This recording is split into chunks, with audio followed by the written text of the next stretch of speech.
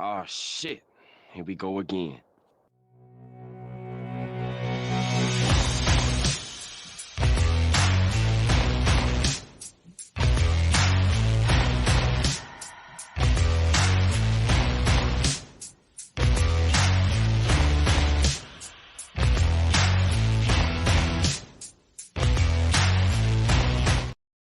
Hello and welcome out to this week's episode of Outbreak Gamers. I'm your host, WEBDAVE, David Anthony, big fat guy in the chair, whatever you want to call me is fine with me.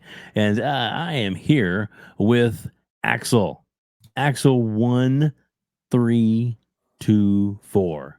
How's it going, buddy? Hey, it's going. Thank you so much for that introduction. I appreciate it. Oh man, I appreciate you being here. Um, like like like me, yeah, we have to work it in when we can, and get off work, and then you're able to jump on. I really appreciate that. So thank you so much. I do value everybody's time. So I get it, but it's one of those things where it's like, um, I just enjoy finding out more about content creators and about like maybe some of their backstory and how they got into this, and it's just fascinating to me. That's why I started this whole series, and up to over 80 interviews now. So we're Whoa. gonna continue. Yeah, it's been good, and to me. It doesn't matter the size. I like even smaller content creators or to all the way up to Dealer Gaming or Paris Lily. So so it doesn't really. There is no You're gonna aim threshold. all the way up there to Phil Spencer Well, someday maybe we're and working on it. what's his name? Doug We'll just say Bowser. that. Yeah, that would be great. That would be great. Resi Fizime is another one I've been trying to get, Oh, Reggie and would be and great. Yeah. yeah, and now that Herb is retired, he's actually he says he's gonna find a date for us. We'll just leave it at that. Yay, that's so So cool. exactly. So we'll knock on wood, and then hopefully that'll pan out. So but yeah, Axel. So welcome to the show, man. I appreciate you being here, and I kind of like to get things started simple enough. What was your first like job you ever had? Like a real job? Yeah, like a real job. So I started working when I was 14 at this place called the Sizzler, Western Sizzler. Yeah, I remember one of those. Yeah, we had one Yeah, here. and I was a busboy.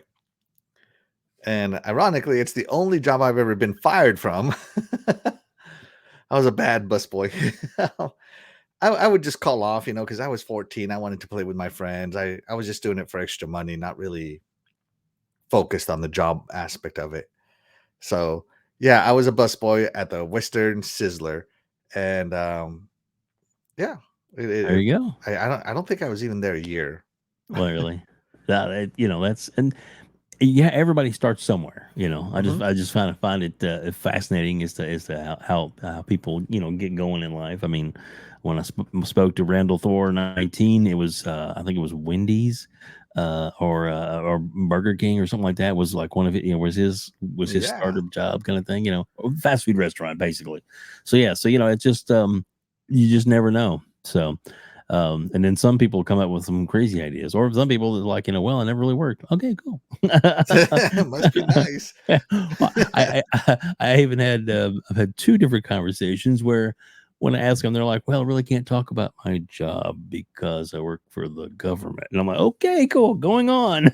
Oh my goodness. Yeah, exactly. So I'm like, all right, ain't snay in the job way, but yeah, that's so. All right, let's go to how you got into gaming. Like, what was your first gaming experience? Was it like console, PC, arcades? How did it start for you?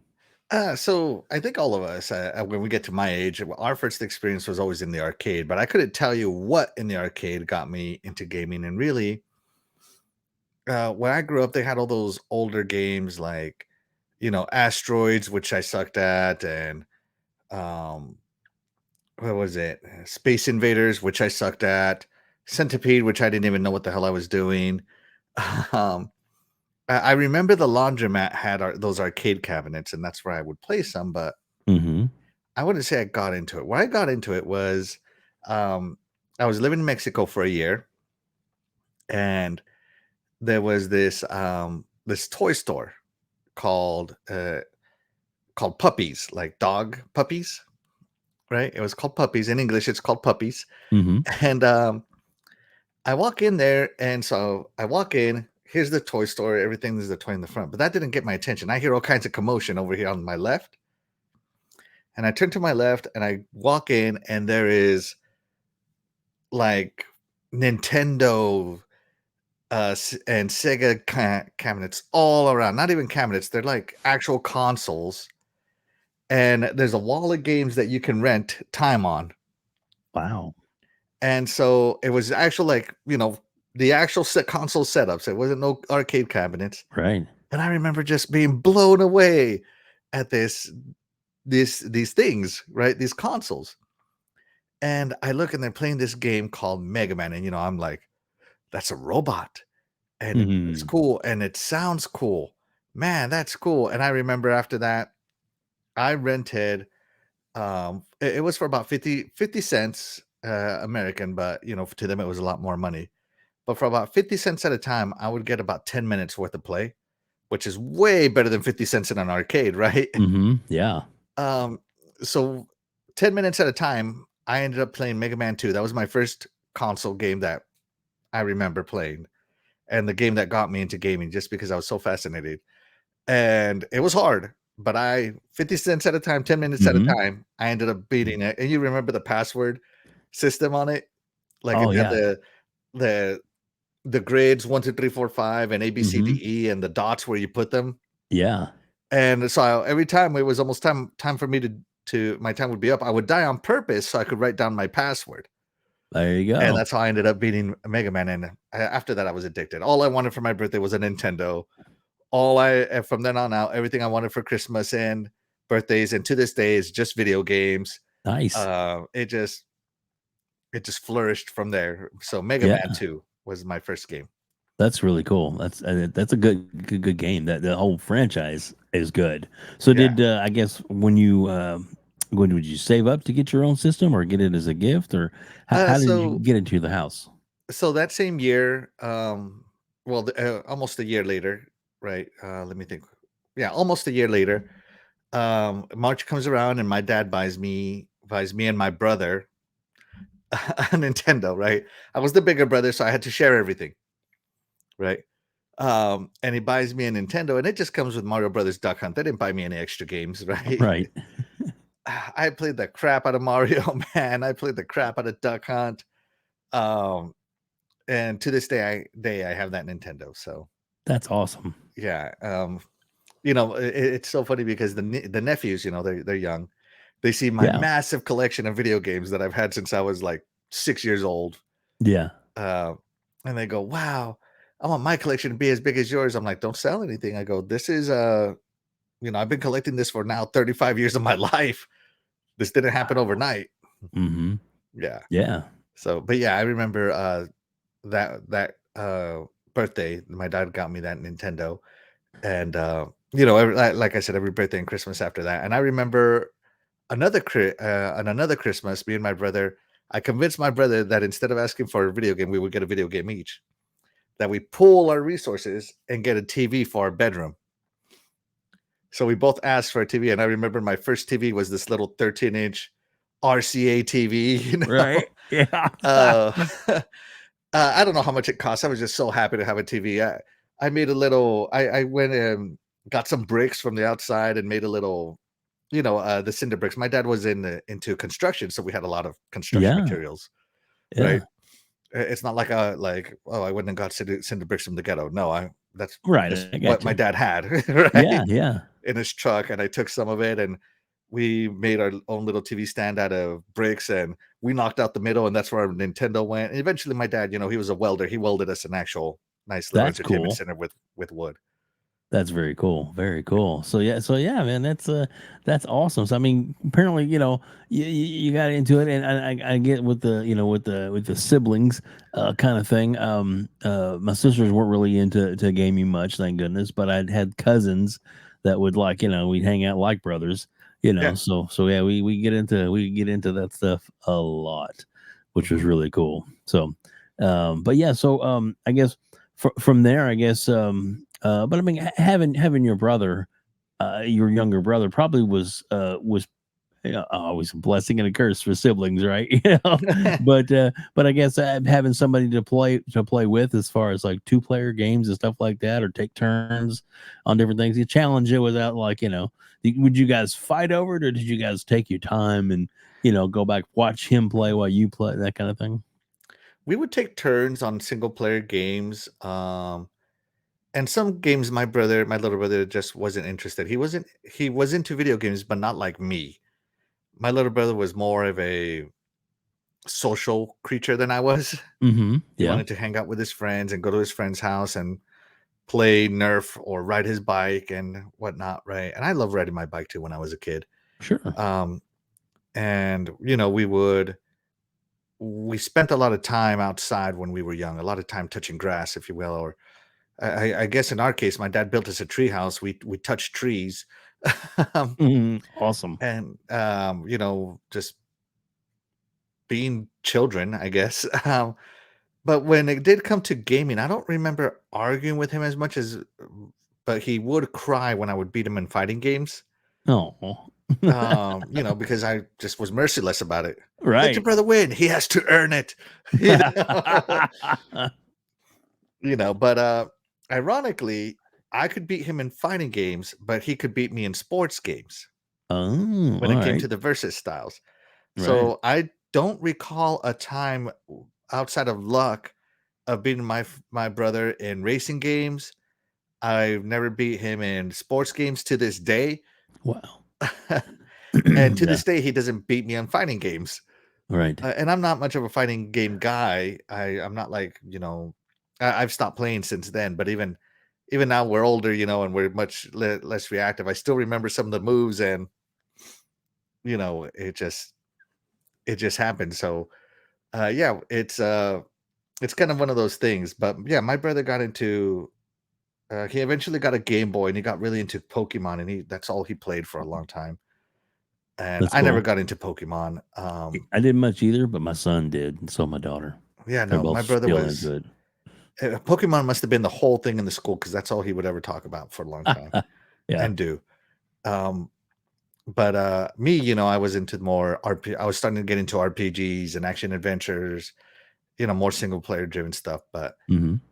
the best memories I have is playing video games with my brother, playing co-op with him.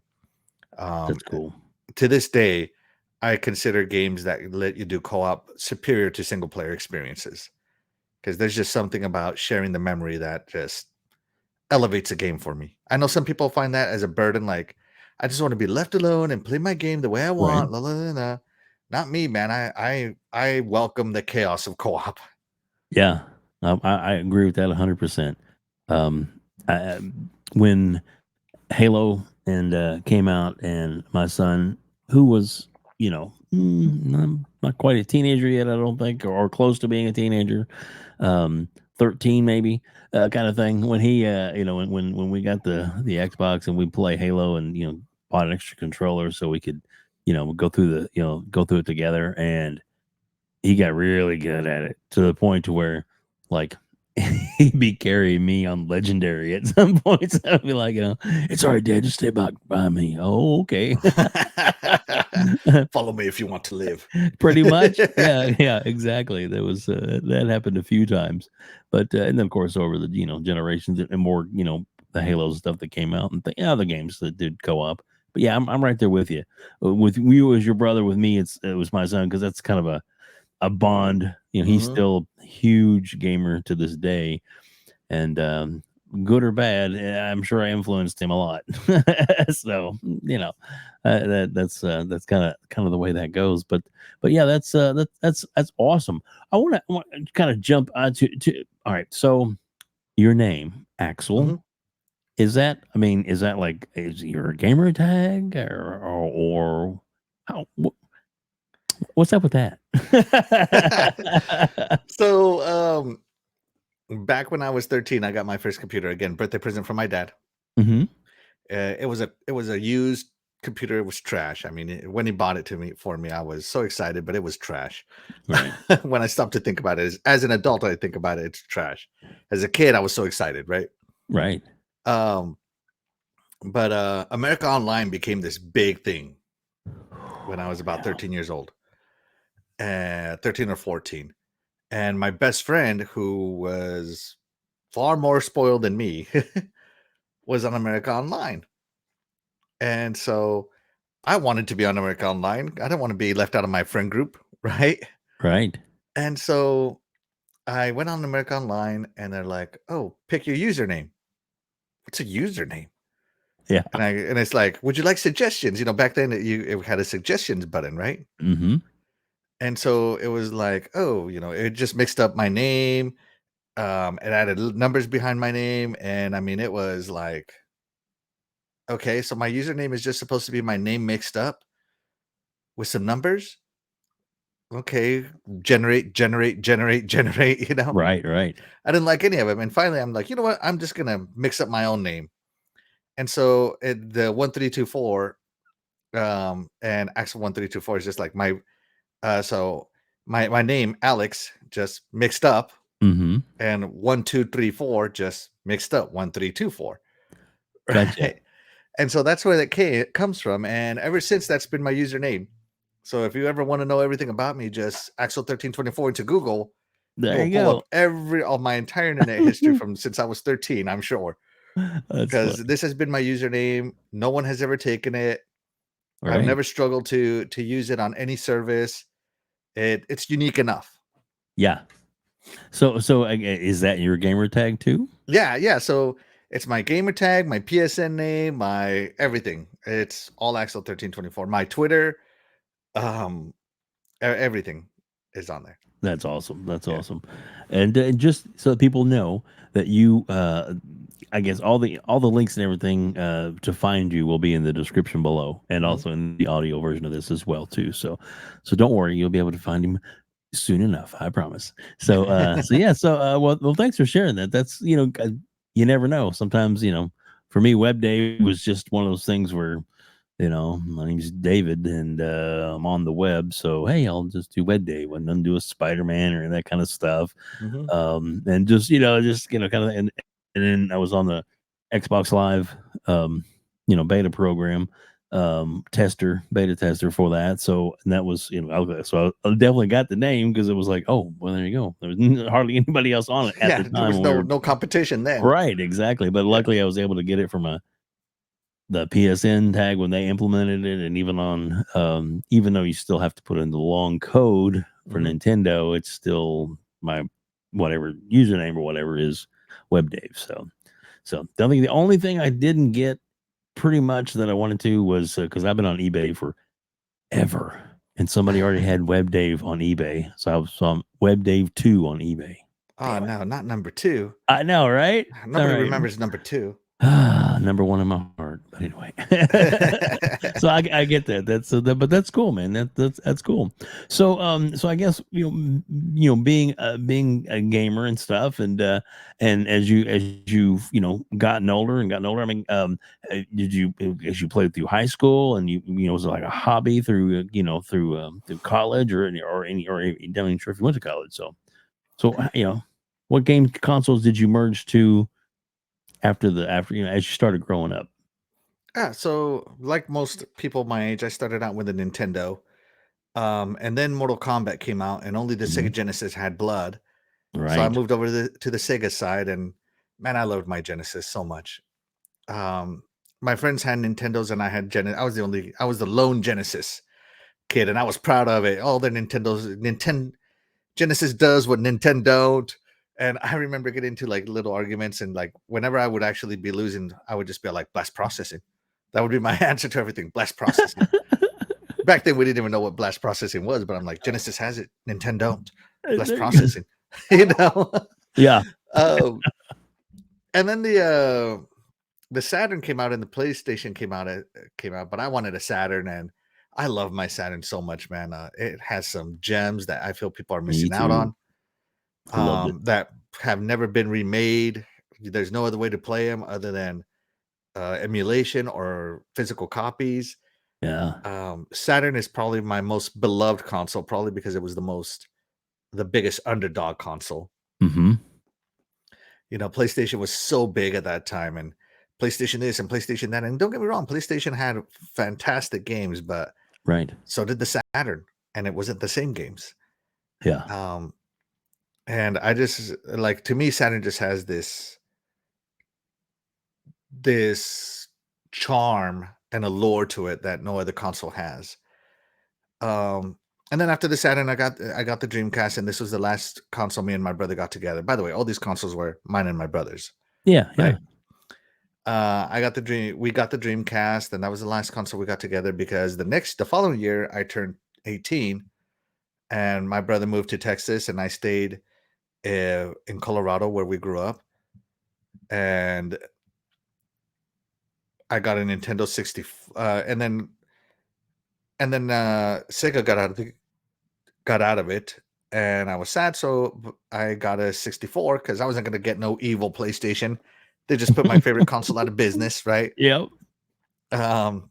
So I got a 64, and man, was I missing out. And I'm so happy I got that 64.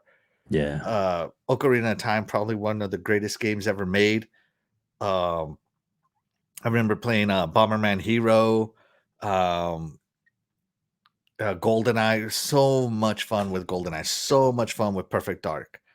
Super Mario 64. All those Mhm. fantastic Nintendo 64 games. It had some trash on there, but which console didn't, right? Right. Exactly. And then I joined the army because I was doing nothing with my life. I joined the army when I was 20 years old. Awesome. And of course went through basic.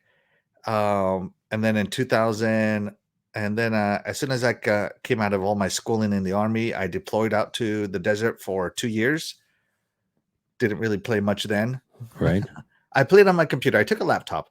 So this is like a huge transition. Like, I'd always played on my computer a little bit, but this was like a massive transition from console gamer to computer gamer. Right. And so, I had played on computer before. My computer games were like StarCraft and Command and Conquer, these RTSs. Mm-hmm. But now I'm on computer. I'm playing Civilization, I'm playing Total War, I'm playing all these great computer. I'm playing Half-Life and all this other stuff, And so I stayed away from the consoles here, and I moved over to computer gaming for I would say almost the entirety of my military career. I was like a 60-40 split. I had the consoles, but I mostly focused on my computer because it was a lot easier to take a laptop with me, a small laptop, Mm-hmm. than to take a console and a TV and all this other stuff, right? Right. So I ended up getting an Xbox, and I played Halo, and I played all those other stuff in the meantime. When I would come stateside and I would be here, I bought an Xbox. So Xbox came out in 2002 or something like that. I think so. But I didn't get mine until 2003. Not because I didn't want one, but because I didn't know it existed. Right. Right. And so I got my Xbox, and again, Xbox, sweet, an American company's in gaming. At the time I'm in the army, I'm super patriotic, Oh, of America.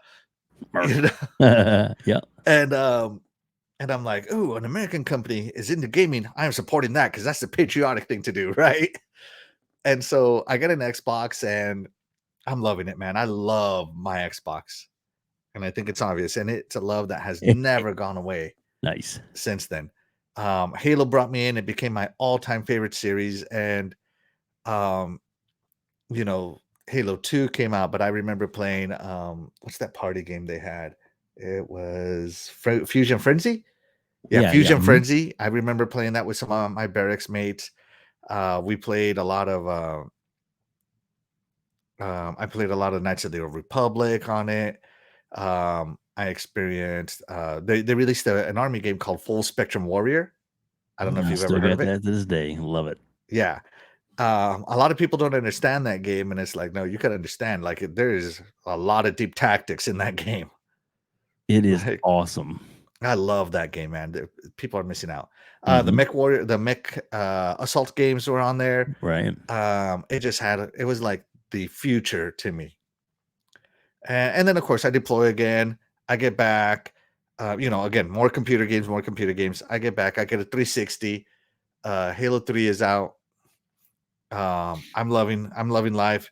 Gears of War came out, but I didn't play the original Gears of War. I actually started on Gears 2 because I was deployed for so long that Gears 2 came out by the time I came around.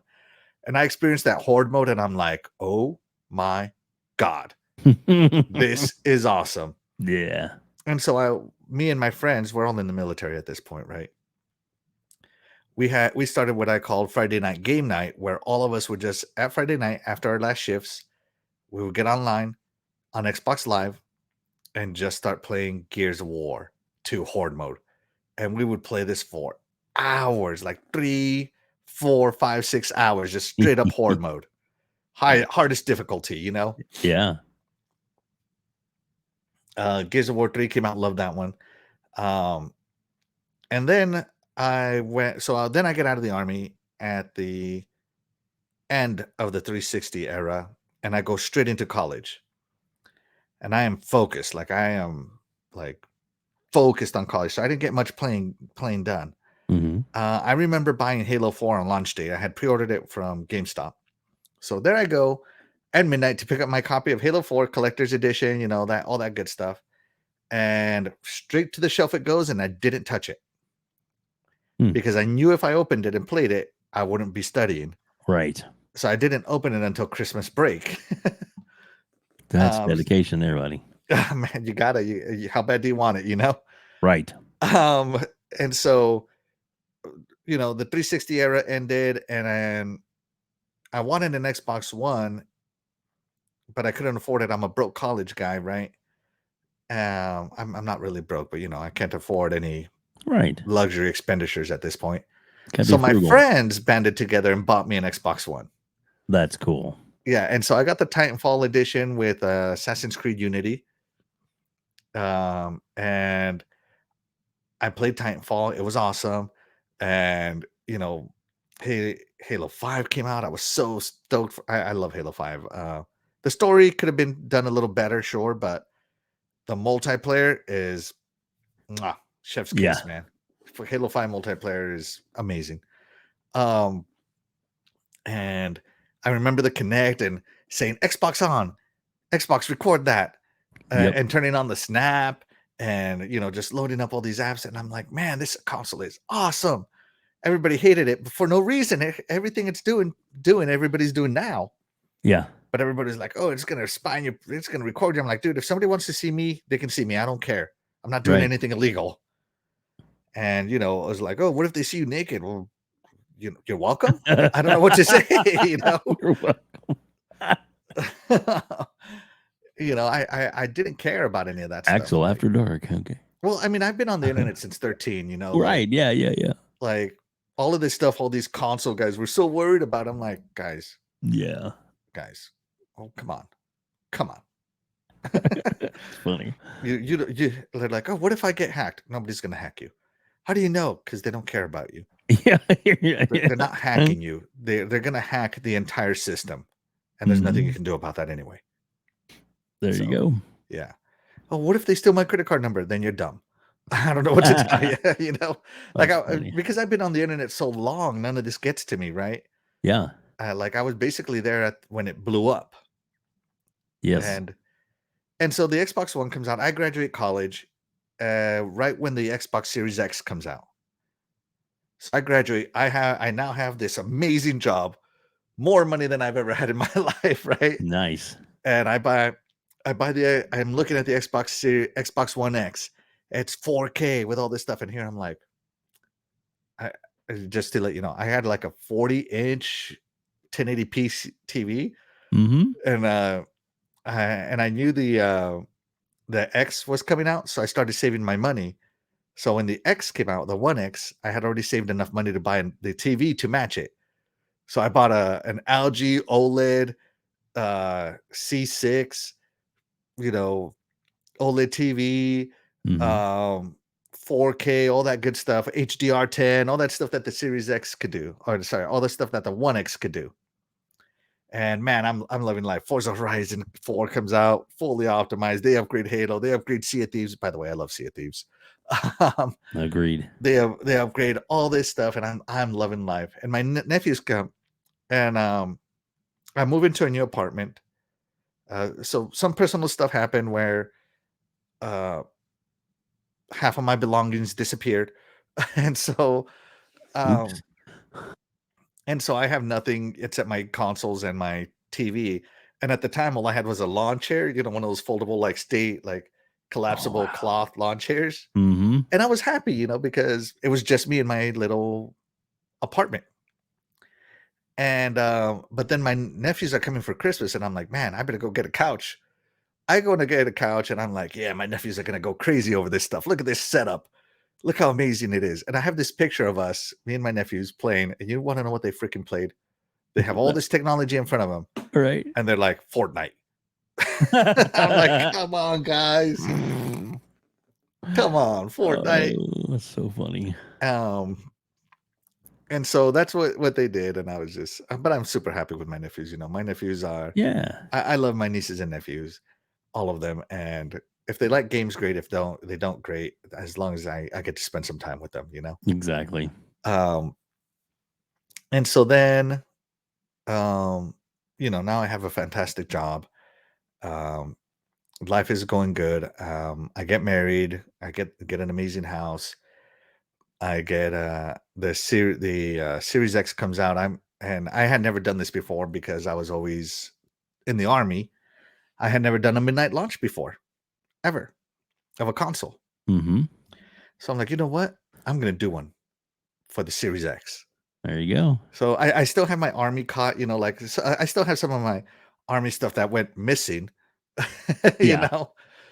And so I get my army cot. We get our chairs out, and we go and we part. Me and my wife, my beautiful wife. She's fantastic. She supports me in all my gaming endeavors. Nice. She's not a gamer, but she understands that it's my hobby, Yeah. and she's not trying to change me. So shout out to my wife, my beautiful There wife. you go. And so I go and I sit and I do a midnight launch for the Series X. There was only 4 of them left, and I was number 4 at GameStop. And I get my card out. I fall asleep there in line.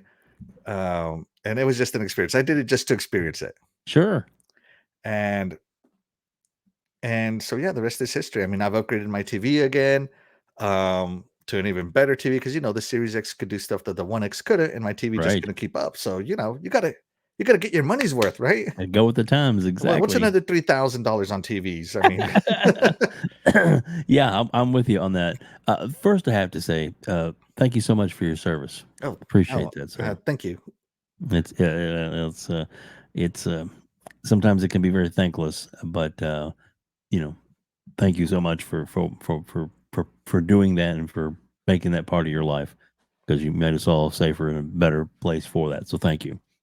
Well, thank you. It's so weird because you don't do it for the thanks, and people Of say course. thank you all the time, and it's so like I don't know what I'm supposed to say other than thank you back. Sure.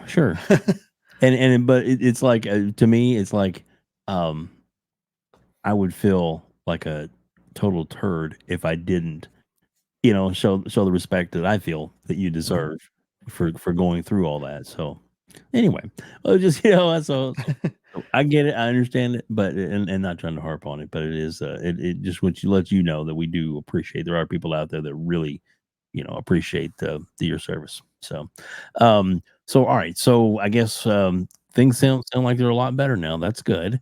Yeah. More cuts, and you guys got probably a better couch. I did notice you have your Master Chief helmet, which I believe is the same model that I have right over here. Yeah, Yeah, the Halo 3 yeah, collector's edition. yeah. Yes. I got 2 of those. Mine and my son's are both here. So, but one other one's in another room. So, but yeah, so that's cool. That's very cool. But yeah, Die Hard, love it. And I had to have it, man. It was so cool looking. It is Uh, amazing. It's a wish great you helmet. wish you could actually put it on, but You haven't put it on? not the one I have. No, it has a slot for where the games Yeah, went for the in, slot. You can take it out with screws, and then it Well, becomes a hollow helmet. I mean, your head might be too big now, but yeah. It probably is. I'm a big fat head. yeah, you can't see through it, but it's Right. it's hollow. Yeah, there you go. Well, I might just play with that later. You never know. Yeah. So let's talk about how you kind of got into I guess into podcasting. Mhm. Being a gamer like you are, what was your first, I guess, experience where you just watch a bunch of channels and thought, man, I need to try this, or Ooh, how'd that come about? this is gonna break your heart here. Oh, here we go. So I graduate college 2014. Hmm. Right, 2014 is not a great year for Xbox. Neither is 2015, and neither is 2016. Right. So come 2014, 2015, 20 I graduate 2014, 2015, I'm in my apartment and I'm like, what games are good? Back then I used to get EGM and stuff. So I Hmm. started looking for, I don't know, EGM and all this stuff. And come to find out, I used to have 4 TV and they went under. Um, and so X Play is gone. Attack of the Show is gone. All those things I used to watch during college are gone. Hmm. And so I look at the internet, searching for, best Xbox games or this stuff, or I just do a general Xbox search. And don't ever let anybody tell you that media bias is not real because this was no search history at all before, right? I was Hmm. super focused on college. Um, and I could not find a single positive article about Xbox to Yeah. save my life. Nothing. Nothing positive about it. And everything was negative and how the Xbox sucks, how it's the inferior version, how the first party's not doing great, how third party games look worse on Xbox, la la la la la, right? Hmm. At this time, I had not known the whole Blades of Grass thing existed, right? The Red Dead Redemption, oh, this one has more Blades of Grass than that one, crap, or whatever it Right. was. Was it Red Dead Redemption or something else? Whatever it was, Right. the Grassgate, and so I'm just like, wow. And it starts reminding me of Sega Saturn again, right? Because the Saturn was highly hated in its time. And so I'm looking for some positivity. I'm looking for someone that likes Xbox. So I go to YouTube and I literally just type in positive Xbox. And believe it or not, the first thing that pops up is Crap Gamer, right? And Right. this is Crap Gamer before he turned heel, you know. Um and he would put out like 3 videos daily talking about how awesome Xbox is, and I'm like, "Yeah, this is the guy." You know, I hate to say it, but, like, kudos to Crap Gamer. He saved me from the sea of negativity that was around the media that time. Right. And through Crap Gamer, I found Crossfire, and I found Dealer and Colt, and eventually found Randall Thor and Boomstick and all these other great podcasts to listen to. And I'm addicted on the way to work, at work, on the way back. It's all at Xbox, notifications on for when a new Crap Gamer video came out in the middle of the day. You know, Yep. like I was really into this whole uh community that I never knew existed. That's on YouTube. The YouTube Xbox community. And then like, oh, we're on Twitter. It's the only reason I have a Twitter now. I made a Twitter specifically to get more of that, Right. right? And so it was so awesome, such a breath of fresh air to hear all these guys loving Xbox and talking positive about it and be like, what are you talking about? You got to zoom 300 times to see a difference. Ain't nobody doing that when they're when they're playing video games. Nobody's going to pause and zoom 300 times. And it was such a breath of fresh air. And so I would find myself consistently like interacting by myself, like, oh, what's that game called? And I always knew the name of the game. Oh, it's this game. Or what's that called? Oh, da, da, da. Or like, oh man, Phil Spencer. By the way, this is when I first started hearing about Phil Spencer too, Hmm. right? Phil Spencer this and Phil Spencer that. And before I didn't care who the executives were. I just cared about my console, right? And all this stuff. And eventually, through just a lot of podcasting, I find Gaming After Dark, which at the time was a more it was a more adult theme podcast, right? And I would just listen to it because, like I said, I was addicted to this. I was like, I need podcasts all the time, you Hmm. know. Um, And so I ended up finding Noof and being on it, and I would just be in his chat. Axel 1324 Gaming says this, Axel 1324 that, or whatever, right? And so one day he's taking open auditions to find a new crew, right? I guess who was it? Something Eve, Primal Eve. Okay. Primal Eve had left, and there was no permanent member with him. So he was having just open auditions. If you ever want to be on it, blah blah blah, right? So I'm like, I should try. Yeah. I should throw my hand in there. So I did. And so the week before me, the mag is on there. And the mag is just he is top notch, right? Yep. And so the mag is on there, and so then I come on next week, and I'm like, man, this guy, I got to do better than this guy. But I'm so nervous, right? But shout out to Noof. He gave me my first shot, and he was fantastic. He gave me. That's how I ended up doing my first podcast, was with Noof, Gaming After Dark. And so follow up, I showed up on Gaming After Dark 2 more times. Another time just as a guest, and then another time as a guest, but this time I was doing Titan Drago's Corner, fighting the mag. And I just want to say I'm the only one to ever win against the mag. Nice. I'm the only one that ever beat him. So yeah, that was a fun episode. And then I reach out to Noof, and I tell him, I'm thinking about starting my own podcast because these podcasts are getting really console war-y. Like it's hooray to my box, nay to your box. And at this point, I'm a primary Xbox gamer, but I'm very console agnostic. As in, I enjoy all of it. I love my Nintendo Switch. I love all my old Nintendos. I love my Sega Genesis. I love my PlayStations. And I love my computer gaming. And I'm just this gamer that's just. I guess I have a more broad spectrum than some gamers do. Because, as I said, I didn't know this console war was a thing. Because the group of people that I hung out with, we were oblivious to all this, right? And so I was talking to Noof about starting it, and I started a YouTube channel, and the YouTube channel started off as just pre-recorded interviews, much like you. And I really loved top 10 list. So I would interview people, and we would just make these little lists of, well, here's mine. And then nice. I was like, you know what? What if it's a live top 10 list style game? So I launched the Iconic Video Games podcast.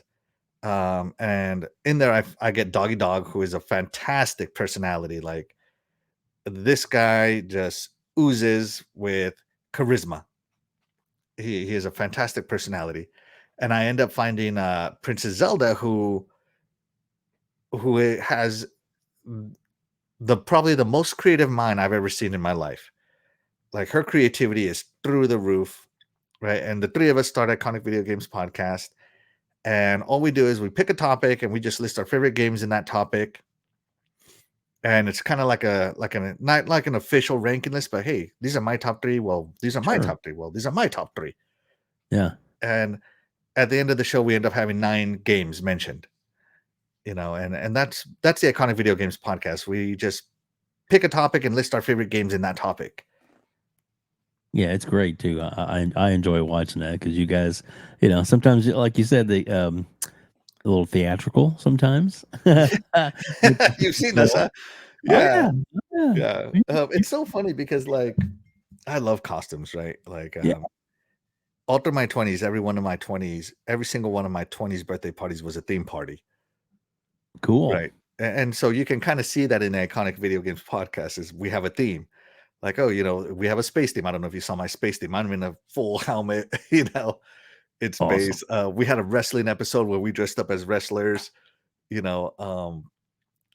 have these themes. We had what I call the Mario theme, where all of us wore Mario stuff.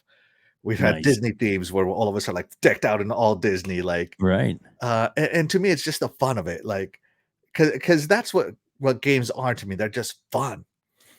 And I'm trying to do something different with iconic video games. I'm trying to just be about the love of games, regardless of your console.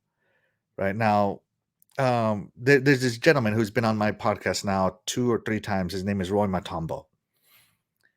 He is from England, and he is a diehard PlayStation guy. I love Roy Matombo, man. He is so cool.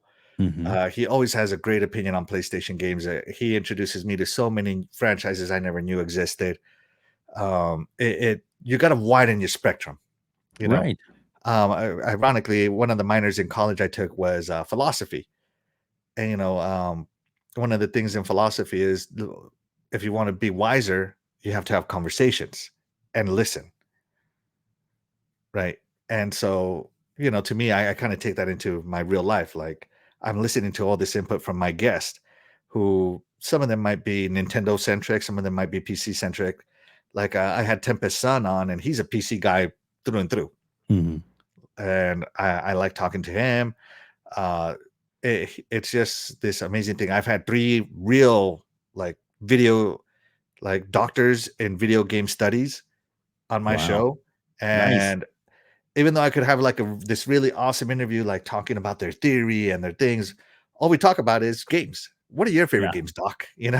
It's so different. It's a very different podcast. It's very good. Tell everybody when it's on. Yeah. Oh, yes. Thank you. So, yeah, the podcast is on every Friday night at 8 p.m. Eastern. And yeah, we go live, and trust me, you're gonna hear some things and see some things you won't see anywhere else. Yeah, for sure. Actually, it's so funny because I think some people have watched my podcast and they're trying to copy it. We started doing the polls, yeah, to interact with our chat a lot, and then suddenly I start seeing everybody else using polls. right. We do our intermission time. I don't know if you've seen the intermission time on our podcast. I might have missed that one. I'll watch longer next time. Yeah, so we have intermission times where we just go off topic, Yeah. And Well, those I are think I've seen fantastic. that. So, the cool thing about it though, and of course we'll stress this again at the end of the interview, but one of the things, because there's a lot of content out there now. Like Yes. when I do my live show, there's like 2 or 3 other shows that are on that are all good at the same time. So what I tell people is to make sure that you like I said, your YouTube channel's link is going to be in the description below. Is to click on that, subscribe to your channel because it's free, and then make sure you hit the bell icon. That's also free. That way you're notified when the great content comes up. So if you may want to watch it later, or you may want to watch it right away, that way Absolutely. you can it's easier for you to find if you do that. And those the little things like that can really help out a lot. And you might be your favorite new podcast if you do that. So that's pretty awesome. Yeah. The iconic video games is kind of my original idea. I talked to Noof a lot about it, and I keep bringing up Noof. I consider myself kind of like a student of Noof's, if you will, right? Yeah, we've interviewed him on here. Yeah, I saw your interview with him on here. Yeah, and me and Noof have a very good relationship. We're not like friends. I would say, like, we're not real world friends, but we're definitely online friends. Yeah. And Noof is an incredible inspiration to me. And his opinion mattered a lot to me when I was first getting started and getting over my nerves. He was like, "Yeah, man, go for it. Definitely do something different." And so he was very encouraging, nothing negative to say. That's awesome. And so, as the Iconic Video Games podcast comes on, we now have Death Dealer, the amazing, I call it the derailer because she's so she brings an entertainment value that is none of us can do, because she will just take what you say and just suddenly you're arguing about you're arguing about the best way to clean up scratches on a disc. Yeah. And somehow somebody brings up, "Did you ever hear the one about putting disc in the toilet?" What? And we get into this whole whole like, what are you talking about? You know, one of my favorite episodes is that cleaning disc episodes with her. That's funny. Yeah. Um, She's good. She's good. she's fantastic, and you know, so I have this incredible iconic video games podcast crew that I almost want to say I won't say that I discovered them, but I would say that I have this collection of personalities that are Mhm. unlike me, Right. and I love it. Yeah. It really makes a good you have a good chemistry with everybody too, because not everybody's just like the carbon copy of the other. So that's what makes the show interesting, because Mhm. your reactions are usually pretty genuine to something that may come up and be like, what? And not necessarily in a negative way, but just the way of, maybe it's a perspective that you necessarily didn't see before or weren't looking at it that way, Mhm. and to be able to talk about it in the gaming, forum is really cool, because it just it opens your mind up to, because like I said, gaming in the big scheme of things, console wars, all that stuff aside, gaming's meant to be fun, Mhm. and and it's very therapeutic. A lot of people, got through the pandemic because of it, Mhm. and and sometimes it's an escapism, or it's a way to bond with other people through Mhm. gaming. So I mean, it has so many positives, and I think it's cool because your show, brings that out, and I like it. Yeah. Yeah, that show is it's all about positivity. And then of course, now as you say, as you see, I am now the so if you look at Noof's interview, it says host the Good Morning Xbox. Hmm. But if you look at mine, it says host the Good Morning Xbox. Yep. So Noof got out of podcasting, and I was part of the Good Morning Xbox crew. He asked me to be part of it. You know, he Hmm. got together a great panel there.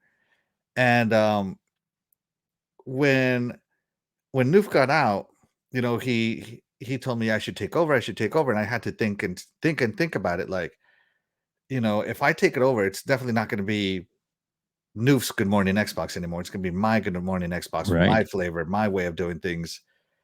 You know, all this stuff. And so I had asked some of the panel members if they want to stay on. Some of them said no. I think I'm going to bow out to la la la la. Right, but I think I have a great panel. You know, Cool Cat Terry is there. She's good. Oh yeah, she's real good. I love making her mad. I wish I was more abrasive so I could really make her mad, but I'm not. You know, I'm very positive about stuff and very accepting Yeah. of like, oh, that's cool, Cat Terry. I think it sucks, but it's cool. You know, like you know, I'm very positive about it. Um, and so, but you know, if you're like Cerebral Paul would always get under Terry's skin. Oh, but it was so entertaining to hear them go at it. Hmm. You know, Hmm. um, and you know, I have Dreadpool on there Yep. as the resident guest. He's free to come and go as he pleases. Um, and we're about to bring in another member this week, actually. Ooh, gotta watch that. This Sunday, if everything goes to plan, somebody's making their comeback to the show. Another panel member that was there before. Nice. Schedule has freed up and they're going to come back. And I'm like, great. Love to have you Huh? back on Good Morning Xbox. So we'll make sure And that so Good everybody Morning tunes Xbox in. is my most console war show, if you will, Yeah. even though I'm not very console war-y, right? Right. Right. Um, if you ever see the topics, I very rarely put anything like, oh, you know, PlayStation got hacked. You don't see Right. that on mine, right? Right. But you did I see that mean, Jim Ryan retired Xbox because is in that's the a big deal. title, so something to be expected. Their perspective would be from that, with Xbox in the title, right? Yeah. So And makes you know, sense. Xbox is so easy to do news for because they're so active on their social medias, Yes. right? Whereas the competition is not. And I know this because I've thought, well, I should start a PlayStation show. I should start a Nintendo show. And just to practice, I start listing topics that I could talk about. And man, it is hard. It Hmm. is difficult. So I think that's what makes the internet where it's like, okay, you want to talk about PlayStation, kind of talk about how awesome their sales are and how crappy everybody else's is. And that seems to be a reoccurring topic for the last 10 years, Yep. you know. And I don't know. I feel like it's played out and it's not very Yeah. entertaining, right? I couldn't talk about the same thing over and over again like that. Right. So from a perspective of shows, I don't have the other consoles because it's so difficult to find non-console worry topics. Right. So but like this last week I did cover Jim Ryan retiring. And I said the biggest thing we as Xbox owners are going to lose is the name Jim Ryan, because it's so easy to say, Jim Ryan or Jim Lying, Jim Flying, Right. Jim, I added Jim retiring. you know, Nice. you lose that name, Yeah. So to me, that was the biggest loss as an Xbox guy. Yeah. So I'm with you. I'm with you on that. So yeah. I do enjoy. I'm sure you've seen me on there a few I times do. in the chat. Because like I said, I'm an early guy. My banker's hours. Sometimes I'm up and I'm like, okay, cool. What's to watch? Hey, And coming hey, on you know eight what? We o'clock. appreciate you tuning in. It means the Well, world to us. You are the real MVP, Web Dave. oh, thanks, man. I like it when you call out like that too. That's really cool. So yeah. So Axel, dude, this has been awesome. I do want to cover one more quick topic before we wrap things up. But that's kind of I kind of ask everybody this. So if you don't mind, what game, and it can be more than one because Mhm. everybody gives me more than one, and that's okay. So what game are you most looking forward to coming out that's not been released yet? Mm. And something that at least has been announced. Not like some secret behind the scenes that you may know only you know kind of thing. Well, I do know about this secret VR game that's coming out from I'm just kidding. Uh, Um, let me think. What am I looking forward to the most? Because if you would have asked me this a month ago, I would have been Starfield, well, right? sure. Yeah, that was a lot of people's answer for a long time. Yep. Or Tears of the Kingdom. Hmm. Um, you know what? I'm gonna throw you a curveball here. Ooh, here we go. It's actually a console that I'm looking forward to. And the game that it comes with, I saw the preview and it looks amazing. I'm actually looking forward to the MetaQuest 3. Cool. The MetaQuest 3, I have a MetaQuest 2. I love my VR headset. Hmm. Um, and Asgard's Wrath on MetaQuest 3 looks phenomenal. Wow. Like if you look back at the MetaQuest gaming showcase and you look at all the games that they listed, they all kind of have that. They all look limited, right? The Right. color palette's limited, the 3D palette's limited, all this stuff. And then they show Asgard's Wrath 3, and there's so much detail everywhere. I just can't wait, man. It looks so amazing. And I can't wait because those are the kinds of games VR needs to thrive, like before that it Right. was Half-Life Alyx. Probably the best VR game I've played to date. Nice. And guys, let me tell you, if you're afraid of the dark, do not play Half-Life Alyx. Because it Ooh. is with that VR headset, dark is literal dark. Ooh.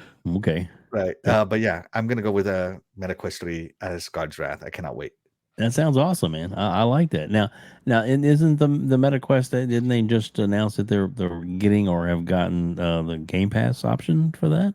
Yeah, so and on the 10th, I think it's the is it December 10th or October 10th? I can't remember. On the 10th, Hmm. Game Pass cloud gaming will be available on MetaQuest devices.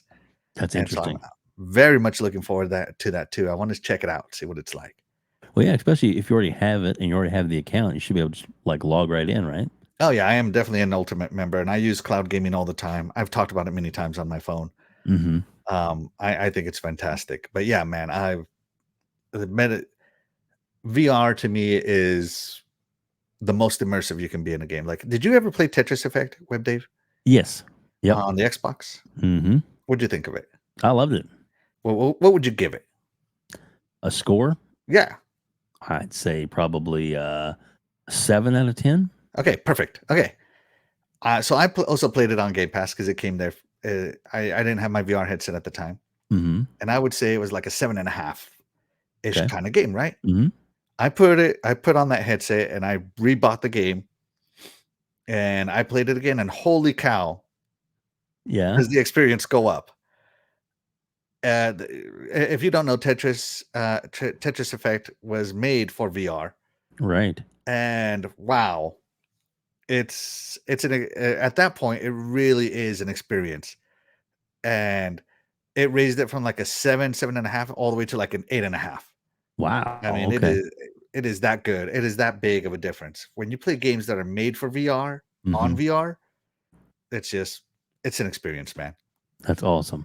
That's awesome. Well, Axel, dude, thank you so much for being on here today, man. It's been great getting to know more about you and the shows and stuff you create. Please tell everybody where they can find you and what times your shows are on. Please let everybody know how they can reach out to you on Twitter, X, as well. Yeah. All right, everybody. Well, first off, Dave, thank you so much for having me. I appreciate this opportunity and this platform, for you lending your platform to me. I really appreciate that. So you guys can find me on Xbox, on Twitter, on PSN, right here. There we go. Right here, Axel1324, just like you see it spelled right there. Nice. Just look that up. You'll find me. On YouTube, I actually go under Iconic Video Games or Axel1324 Gaming. Either one will take you to the same place. Mhm. My shows, of course, the Iconic Video Games podcast is every Friday night at 8 p.m. Eastern, and Good Morning Xbox every Sunday morning at 9 a.m. Eastern. It's good morning. And yeah, I hope to see you guys there. Come on in. You Definitely. guys will have a different experience. I think they'll have a good one too, because I know I enjoy watching it as well. So, Axel, again, thank you so much for jumping on today and doing this interview. I think it's great, and hopefully more people will at least give your shows a chance, because I think they will be surprised at how informative and fun gaming can be again. So there you go. Axel, again, thank you for being on today, and thanks everybody for tuning in to Outbreak Gamers. Please don't forget to hit the like button. I know it seems like a little trivial thing, but it doesn't cost anything to hit that like button, and it does help us out a lot. Share this out if you got somebody else that wants to know about it. And of course, don't forget, we have a whole bunch more interviews as well, and more coming all the time. So thank you everybody for joining us here at Outbreak Gamers.